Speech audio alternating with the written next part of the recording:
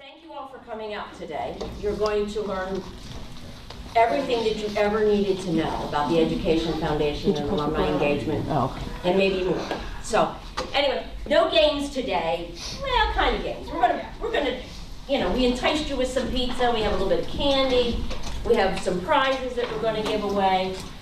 Mary Beth's going to give everybody who's attending is going to get a ticket. So we're going to put the tickets in here, and we're going to have a drawing then. But if you answer the questions that I ask you, then you get a chance to win another ticket, which increases your odds of getting some of our goodies here to the side. So, see how that's going to work? So here we go. So, now some of these you cannot answer. I'm telling you now. It's like a ringer in the, no. So, anyway, first off, just in case anybody doesn't know me, I'm Sandy Box, Director of Development at the Education Foundation. I've been here 7 years. 6 of those I was Associate Director, and then in February of this year was selected as Director of Development. So 2018, kind of a building year. I found that I was notified that I was selected as the new Director of Development, and 2 days later, Sarah Blumenstein put in her resignation. I didn't take it personally, but so then Sarah left the end of March, and we hired Mary Beth Fisher as half Sarah, half Sandy. Now that's a position. So Mary Beth is doing a majority of the work with the Alumni Association and also working with the Education Foundation. So, anyway, there you go. That's who we are. That gives you a little bit of what 2018 has been like. But the first question that we're going to ask, now in case anybody missed it, if you answer the question correctly, you get a free ticket. You get another ticket, and we have some giveaways here. So the first question is, how many scholarships were given away in 2017? See, now this sees whether or not you read your pendulums that come around. A lot. A lot. A little more specific. Yeah. The Education Foundation awarded 286 scholarships during 2017. Not bad, considering we normally give scholarships away. We have a scholarship application process twice a year. January and July it has been traditionally. I think we're going to change that for 2019. Because it's a year change. Right. And so that 286, that might include a few little stragglers that we put in here and there, but does not include, obviously, all of the students that we assist throughout the year. So, okay, so that being said, we gave away 286. Can you tell me just, you don't need to be precise, but a ballpark as to how much scholarship dollars, how many scholarship dollars we dispersed? And Kathy can't answer this question. 300,000. 500,000. No, that would be nice. Oh. But that is a goal that we have, so keep that in mind for the end when I get there. We gave away $249,377. So one of the things that shows is that scholarships help our students, and they don't need to be huge scholarships. $500 scholarships help students immensely. I mean, the $1,000 ones and the $2,000 ones are great, but $500 is just as important to some of our students. So the fact that we were able to help 286 students and still disperse less than $250,000 shows you that $500 does make a difference. Okay, so the question, now we'll switch over to the Alumni Association. Does anybody know, how much does it cost to join the Alumni Association? Nothing. See? Very good. So it's like, why wouldn't you? Why would you not do that? Okay. Know a bunch of people got that Right. Exactly. Who else? Okay. When was the foundation formed? Does anybody know? What? When was the foundation? When was the Education Foundation formed? 96? 30 BC. Yeah. Oh, you're close. 2004 was when it was started before that. Yeah, but, oh, did you say 2004? I didn't hear. Okay, Christy got that. So yes, 2004. And it was created, Christy got one. Oh, I'm sorry. It was created for, and pay attention because this question might pop up later on, in which case you get a free ticket. The reason the Education Foundation was created was because of the fact that the college, of course, is a for-profit, and therefore cannot do fundraising. So the only fundraising, the 501c3, the nonprofit, is the Education Foundation. Okay. What is the role of the Education Foundation? Scholarships? Party, yeah. Well, we do that too, yeah. That is the role. Somebody said it. To raise money. The role of the foundation is to work with the college to meet the needs of our students and to engage our community members to raise scholarship dollars. So yes, it is. I mean, that's our sole purpose. Our sole purpose is to raise scholarship dollars. Not only do we help with scholarships, but we also help through, Diane will tell you this, we've given laptops to the library so the students can go in, rent them out, return them hopefully in the same shape that they got them in. Not always, but we give it a try. And that's been huge, Sandy. The students really They really do. they really use them. Yeah, I mean, the board was very happy when that came through because they're always looking for different ways that we can help, but still stay within our mission, Right. which is scholarship dollars, so. Okay, so we'll ask this question. When was the Alumni Association formed? 1882. It was in 1984, and people are going to go, we've been in existence since 1881, so why was it created in 1984? And my understanding is that when Bart Milano and Jean purchased the college and moved it over here, one of the things that he told his students when they entered Central Penn College is, we will never ask you for another penny. We're asking you to pay for your education, but we will not come back out to you and ask you for money, which is really nice of Bart, but not a very smart thing when you're talking about raising funds to keep students in school.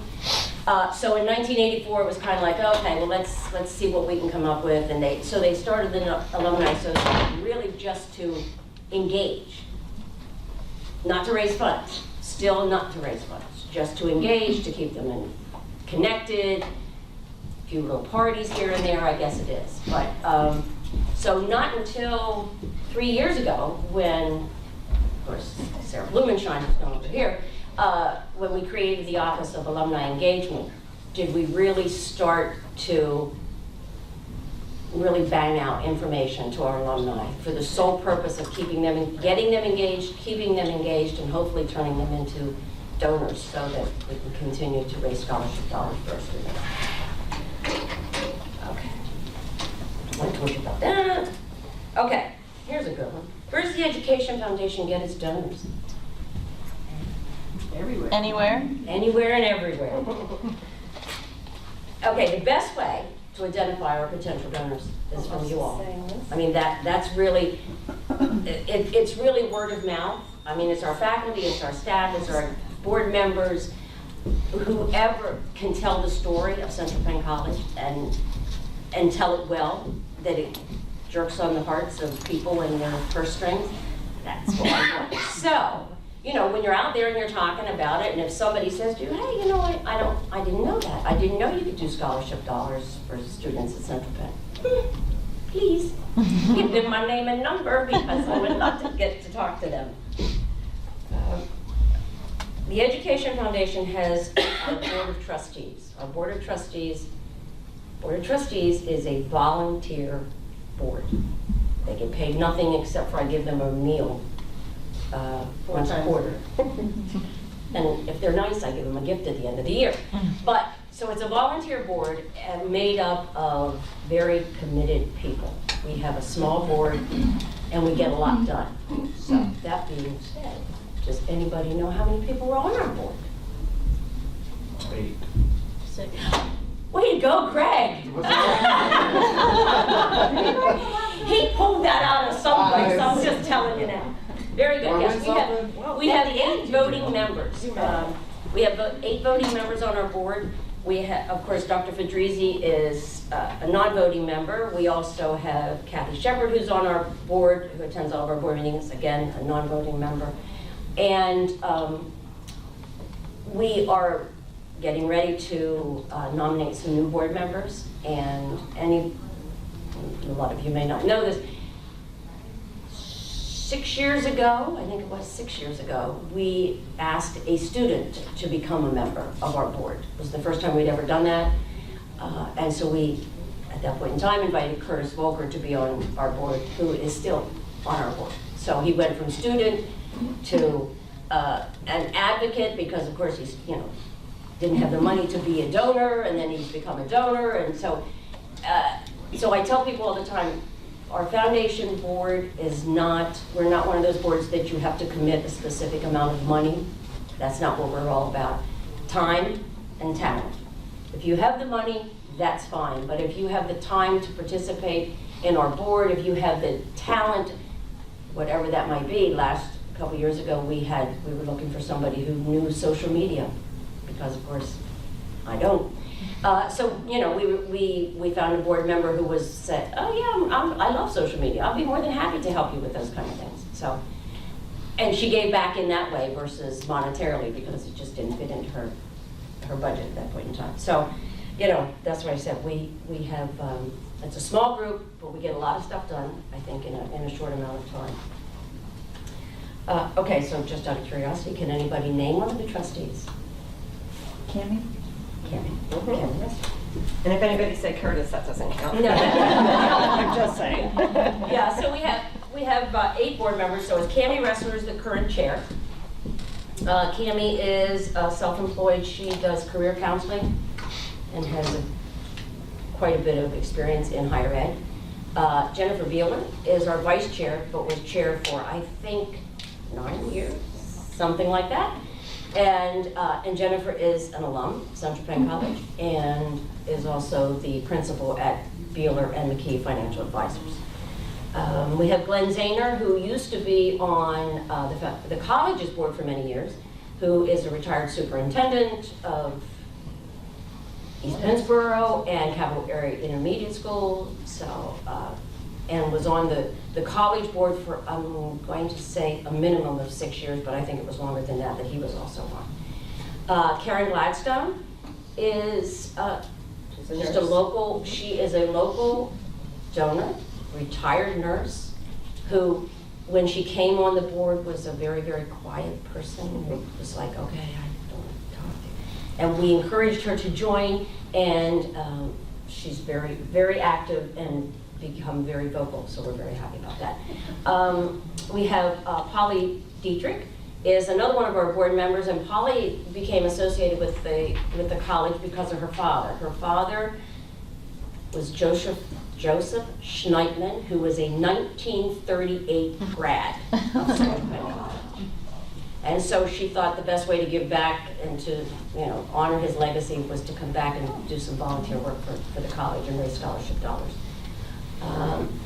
Matt Vicklis was on our board as a voting member, but with his new role as assistant to the president, he is no longer a voting member. So, but he will still attend as a liaison for the president's office. We have Curtis Volker, who of course you all know about. I don't need to tell you about Curtis. And The accountant, what's her name? oh, Janelle Leymeister, who also is, she's with Conrad Siegel, actuary, and again, these are just people that are in the community that like what we do, and when we ask them, they say, oh, sure, we'd love to do that. I mentioned earlier, but I'm going to ask this question, how many times a year does the Education Foundation distribute scholarships? Twice. See, they were paying attention. We do. We have 2 formal application processes, but if emergency situations arise, of course, we always ask faculty and staff to let us know, to let me know, to let Kathy know. And Kathy and I work very closely to make certain that if we're able to help those students, we do. The Education Foundation, we have money that we put aside for our regular scholarship process, the 2 times a year, but then we also have a pot of money that we have for emergency purposes, so that when Kathy calls and says, oh my goodness, this student was in an accident and lost their laptop or lost their books or whatever, we can help that student for this term. If we have students that are at the end of their education but have run out of grants and loans and have a bill that they just can't figure out how to pay, and is standing between them and graduating, that's when Kathy, we work together to make certain that that doesn't happen. We don't want students like that to make it this far and then fall through the cracks and not be able to achieve what they started out. Okay, here, do we have any awards for faculty? Yes. Yes, we do. Yes, we do. We had an anonymous donor 2 years ago who gave us a core $10,000 donation. And that is to assist our faculty, just faculty, to do something, and it doesn't have to be Central Penn associated. It can be, Karen Hurst received it the first year, and she applied because she was going to a mission. She was doing a mission trip to teach math in some reserve out in western states. I'm going to say Colorado, Arizona, but I'm not really sure. But it had nothing to do really with what she was doing here. As a matter of fact, I had a faculty ask for money to do something here, which was associated with their job here, and she turned them down. It's not for here, it's for you, it's for the faculty, it's to rejuvenate them, to engage, to encourage them to keep moving forward. So she would not do it. So anyway, so we do have two faculty awards are given up, and so we do have that. That's a good one. How about the Knights Fund? Does anybody know what the Knights Fund is for? Adrian goes, I know what that's for. You're going to know what that is in a minute.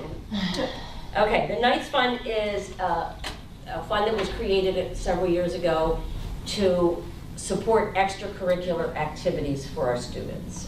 Whether it's, we did a men's leadership retreat. We did the New York City bus trip where we sponsored, I think, 8 students to go to New York City to see a Broadway show. I think one of them was student government going to a leadership program. Right, we did that one too. So it's those kind of things. So it's still assisting the students, but more on a group level. So we have that. Let me see, what else do I have? Okay. Why is it important to foster and promote alumni engagement? Think of your own college, wherever you went. Okay. It's important because alumni are the best people to tell their stories. I mean, that's it, about their experience at Central Penn, and if their experience is good, then they're more involved, it's energetic. That storytelling is the best way to get the word out there, and it's the best way to connect with, whether it's a donor, whether it's another alum, whether it's a community partner. It's the best way. Yeah, it's the best way to do that. And not to go back to Curtis, but when we had a couple board members that were just coming on, and we had a retreat one day. And so one of the things was, we went around and said, why did we want to get involved? So of course Curtis stood up and said why he wanted to get involved with the Education Foundation, and he talked about coming on campus, not feeling like he belonged. He did not grow up in the and I'm not telling you anything that he wouldn't tell you. He didn't grow up in the best family environment, so he did not feel that connectivity to anything until he came to Central Penn, and he felt like he was home. That's the way he explained it. He felt like that he was at home when he came here. He formed his own little family here, which is probably why he's still here. But he told that story, and when he was done, I had 2 board members come up to me and say, oh my God, I had no idea that's the kind of impact that Central Penn could make on a student. It's like, okay, Curtis, you're coming with me the next time. keep telling. But that is what I say. I mean, that's the kind of things, because it has to be a story that people can actually relate to. So, and if you have an alum that had a great experience and keep coming back, because that was something that we talked about yesterday in a meeting, it is funny how many alum actually work here at the college. So that's a good thing. I mean, because evidently they had a good experience when they were here, that they want to come back and give back. I mean, that should tell something, and that's, again, one of the stories that we can tell when I'm out in the community, is, you know, how many of our alumni come back? Not just come back for more education, but come back to work here because they believe in what we do. So, okay. Can anybody name any of the activities that are sponsored by the Alumni Association? Golf. No, the golf is by the Education Foundation. Easter Bunny breakfast, the bus trip. That was tricky, right? Yeah, the Education Foundation, the only thing that we do, the only event that we do throughout the year is the golf course. That's what we do. Now, we do other things, but that's the only fundraising event that we do. But some of the events that are sponsored by the Alumni Association are the Easter Bunny breakfast, the homecoming, Senators baseball game.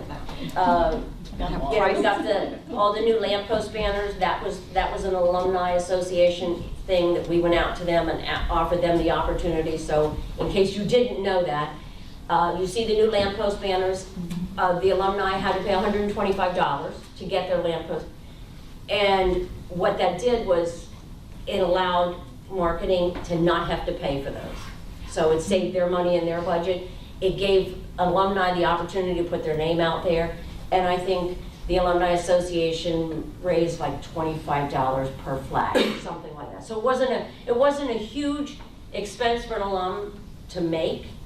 It wasn't, you know, but it's hanging there. So it worked helping the college because we needed to replace the banners, and we engaged with the alumni. So those are the kind of things that we like to do on a smaller scale like that, because to get alumni started with thinking that way, to give back.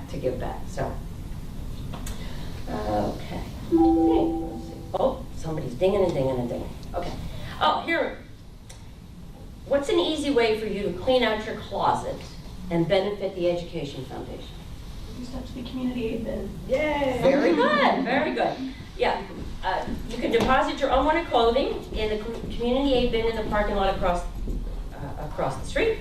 And just to give you an idea, in the past 12 months, the Education Foundation received $912 in scholarships. Oh, wow. Yeah. Yeah, who would have thought, right? It's like, that's the easiest $900. I didn't do a thing except for get the check and take it to the bank. So, anyway, all right. Yeah. Yeah. I didn't have either bins. Yeah, the community aid bin, okay, so just so you know, the community aid bin is the only bin that is a nonprofit. Those other ones, the pink ones and the helping hands, they're for profit. Community aid, and not that I'm selling community aid, but I'll let you know that. So not only do they give back to everybody who has a bin In their parking lot, that nonprofit makes money from the close of it. But community aid also awards, I'm trying to think, last year I think it was over $300,000 in grants to the community. So, and they employ a lot of people, but not only do they employ a lot of people, but even their part-time people get benefits. They get medical, they're offered the opportunity to get medical benefits, which is huge. They even have a 401k. Yeah, so I mean, they say it's, I don't work there, but they say it's a good company to work for. Question, Sandy. Yes. So community aid, I helped get them to Yes. start that thing. Yeah. And we had to pick a nonprofit that box is dedicated to. Correct. Is it still the same? Yes, it's place? us. Yes, it's still the same. Well, it didn't used to be us. Like we picked, oh gosh, a young man came here to It's us talk now. about. That's my question. So It's on our property, it's us, yeah. No, we've been getting that for the last 2 years. So I think it was I think there was conversation Was the about. suicide prevention Yes. place in Harrisburg that we originally had it pegged Or, to? and then, yes, somehow that got changed. And Sandy? And I get the money now. And I'm not giving it to suicide prevention. I'm just saying. Do they still give you the coupons, like to go to their store? No, but they would if we went. If you asked? Right, if we went out and asked them for it, they would, yes, but we We have a haven't. conversation with that. Right, we did have some conversation about a For things, project that we have next coming year. up later in 2019. that we might go out to them, because it's a student-focused event, so we might go out to them and ask them for some coupons so that we can send some of our students over if they need some assistance. Do they want on a discount card? I don't know. Oh, Ooh, So they can put we it should in- ask them. do we have a contact name for it? I do. You'll see us after. Yeah, so, all right, so, okay, so we talked about donors and what the Education Foundation does. Obviously, our mission is, it's very clear cut. We raise scholarship dollars for our students, period. Donations come from faculty, from staff, from the community partners that we have, from some of our private foundations.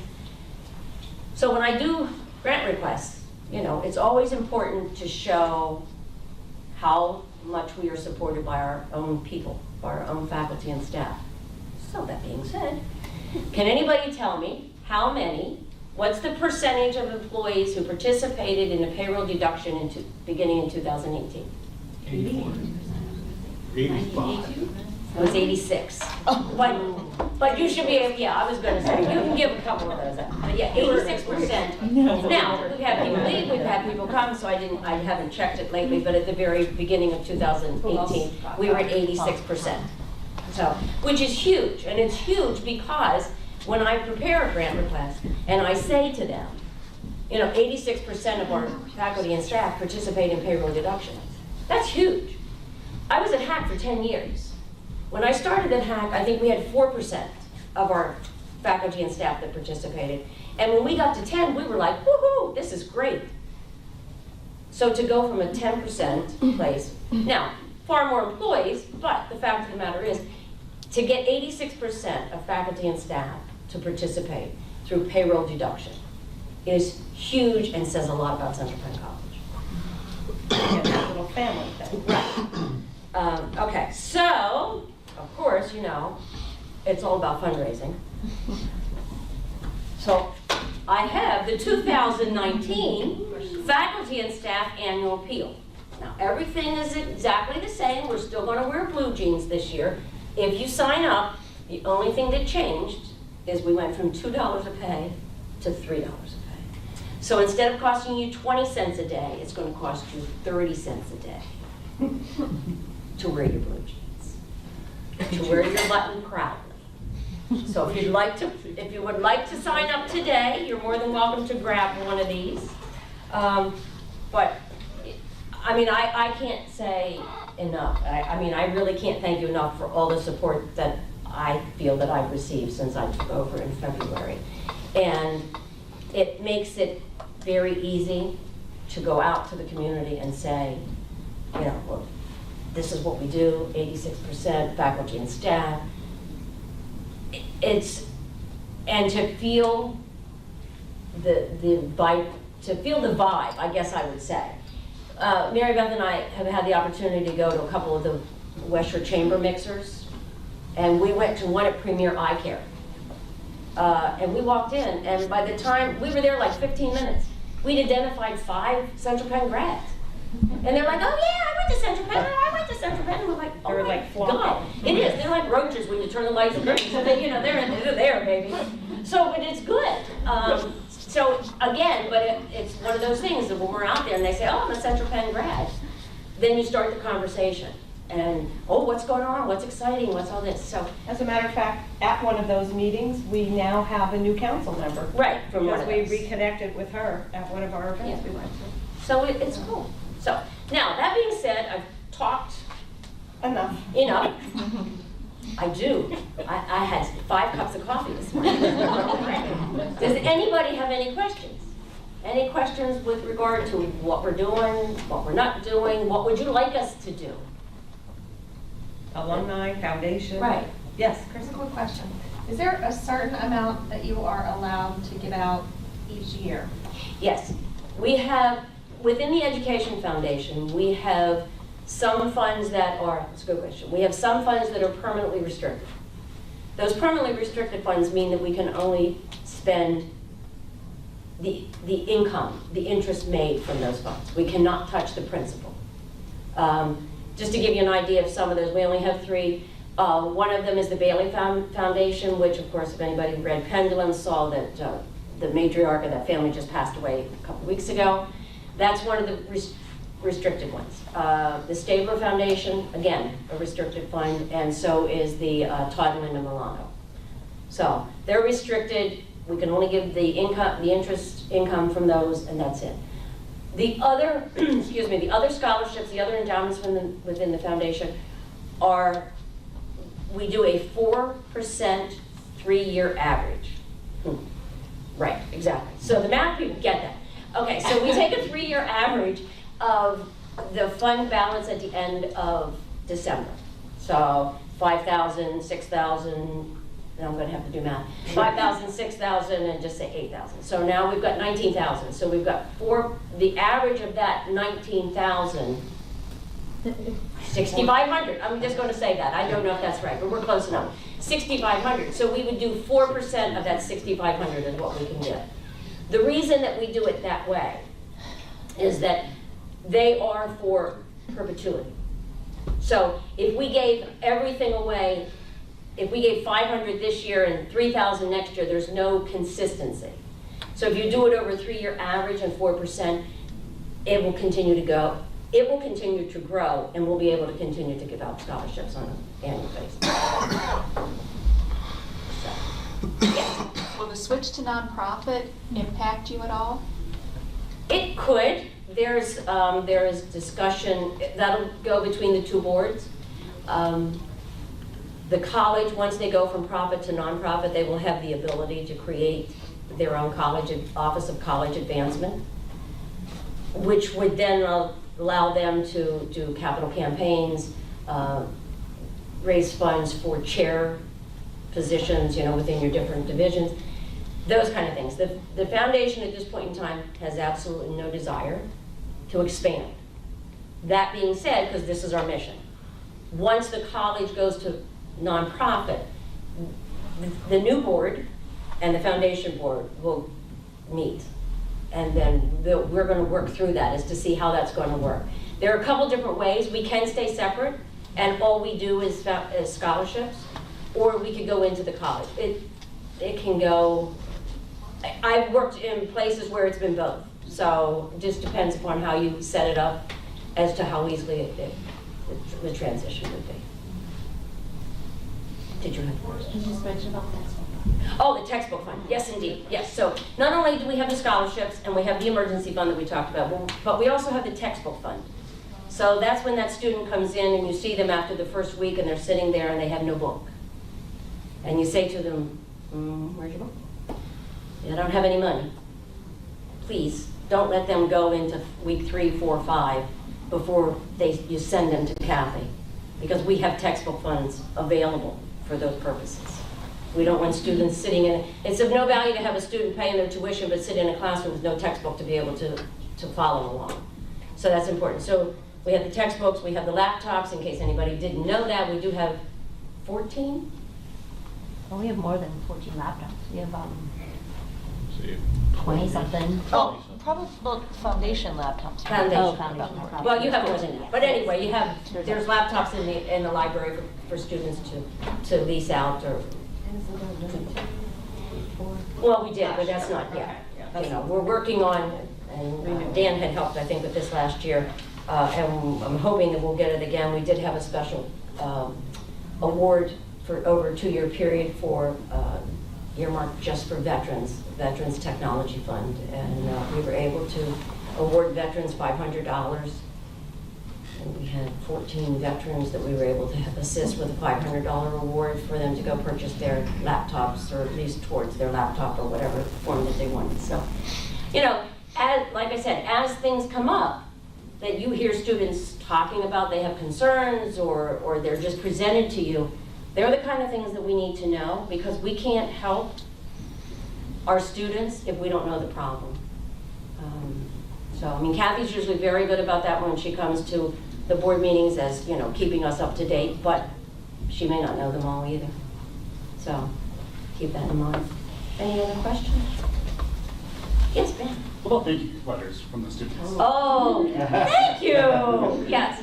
That is a requirement that I started. I started that, I think, 3 years ago, because I personally, when I talk about donors, I talk about, they're like my donors. Like, that's, there for me. So, I like to protect them. And I personally think that if somebody's giving you free money, the least you can do is give me a thank you note. Now, so it's a requirement. Every student, oh, that's a good, okay, so every student who receives a scholarship receives an email from me telling them they've been awarded a scholarship, how much it's for, what scholarship the name is, and that they're due, that they have to submit a thank you note. They're told that they can go to the Writing Center, the Learning Center, to get assistance. They can go to the library for assistance if they need be. They can stop by my office. I have thank you notes there. All they have to do is sign their name on the card. I can't make it any easier for them. If they do not submit a thank you note, I will take their scholarship back. And she has. And I will continue to. I tell people it's a learning, this is an institution of higher learning. Well, they're going to learn to send us thank you note, or they're going to lose their money. And the other thing is that I know those students who create problems for me, and I remember them. I do remember them. But so, I mean, I'm fair. I had a student this last term who lost her scholarship, who I walked into, it's just amazing to me, I walked into ATEC and she goes, oh, you must be Sandy. I must have had a name tag someplace, because for some reason she knew I had to be Sandy. And she starts talking and I said to her, I have no idea who you are. Oh, I'm so-and-so. And I said, oh, nice to meet you. What can I do for you? You took my scholarship away. I said, no, I did not take it away. You lost it. And she goes, well, I didn't see the email. You didn't see which of the 5 emails that I sent you. You saw the first one that you got it, but you didn't see the other 3 that said, hey, this is a reminder, your thank you note is due. But then you didn't even see the one that said I took it back. But she saw one from, did you send it out? Yeah, Lindsay sent it out, saying, hey, did you know you lost your scholarship? So she went on to tell me, why she lost her scholarship, what happened, why she didn't see her emails, and I said to her, I will look at it. I will review it again, and I will get back to you by the end of the day. That was before lunch. Yeah. I specifically said to her, I will get back to you before the end of the day. She had already been up to see Mary Beth, did a thank you note that we had in the area.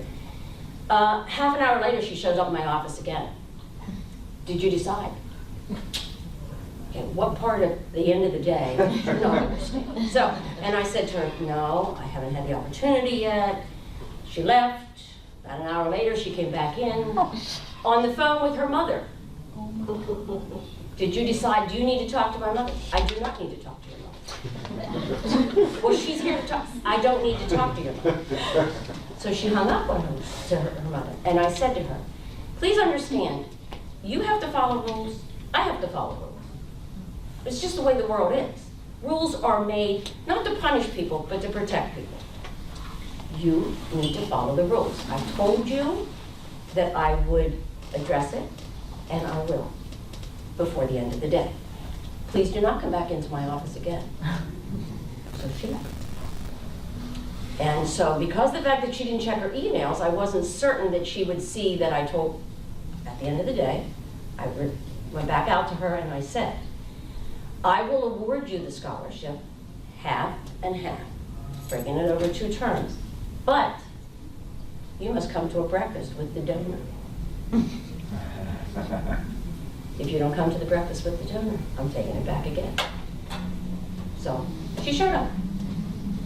That was it. So she got her money. But if you can't give me your thank you note, I'm going to make you work for it if you want that money back. Because it's what I do. I mean, I'm very protective of the donor's money. Because I'm the one who has to go back and say to them, when I'm preparing the year-end report, saying to them, we gave out 10 scholarships, but 4 students, they're not here, or they've been dismissed, or they dropped out. I hate that, because I have to give a report. They want to know the status of their scholarship recipients at the end of the year. So I'm very cautious when I select students. I don't select them. We have a nice big committee, so if anybody wants to participate in this scholarship review, you're more than welcome to. Scholarships go out, they're online, the application's online, they're given about 30 days to answer it. 9 times out of 10, the essay that I ask them to answer, they cannot get it wrong because it's about them. Answer the question, it's about you. I mean, it's not like a right and wrong kind of answer. They are reviewed by 5 independent evaluators. Once that student hits submit, the system pushes it out to the 5 different evaluators. They review it. We look at it at the end. We get a cumulative, an average score. We rank them by score. Then we look at them. So that's one review process. Then the selection committee is, we have 12 people on that committee, I think it is right now. And we sit down and we look at the scores that they received on the essay. We look at their GPA. We look how close they are to graduating. We look whether or not there are any behavioral issues with them on campus. So we look at all those things and then we select the students. A year ago, I started allowing new students to apply. No GPA. And that's one of the requirements is that they have to have a GPA at Central Penn College. Not a transfer GPA, but a GPA at Central Penn College, 2.0 or higher to apply. But what we found out is that we were missing some of those students, and it was kind of like a punishment, because if they missed it this time, then they'd have to wait 2 more terms before they could apply. So then they're here 3 terms without any financial assistance from the Education Foundation. So what we did is I allow those students to apply. I tell them to put in a 2.0 or higher, because it doesn't matter, I'm going to verify it anyway. And then once the grades are posted, so those students apply, I send them an email saying thank you for applying, you don't have a current GPA, I will review at the end once grades are posted and get back out to you, and that's what I do. So then once the grades are posted, I put it in, I look at how many, all the other information like we did before, and then I send it out to them. So this time I think I had 30, this last round, I had 30 new students apply, and out of those 30 new students, 21 received a scholarship. Tell them the number, how many applied for scholarships and how many received them this year. Oh yeah, I don't have that number. It was over I know. 68%. Yes, we did, because I just did that thing. I just did a report. That's huge. 68%. Yeah, 68% of the students that applied for scholarships through the process received a scholarship. So it would be nice to make it 100, but we'll go with 68 at this point in time, or we can go with 70. So, okay, any other questions?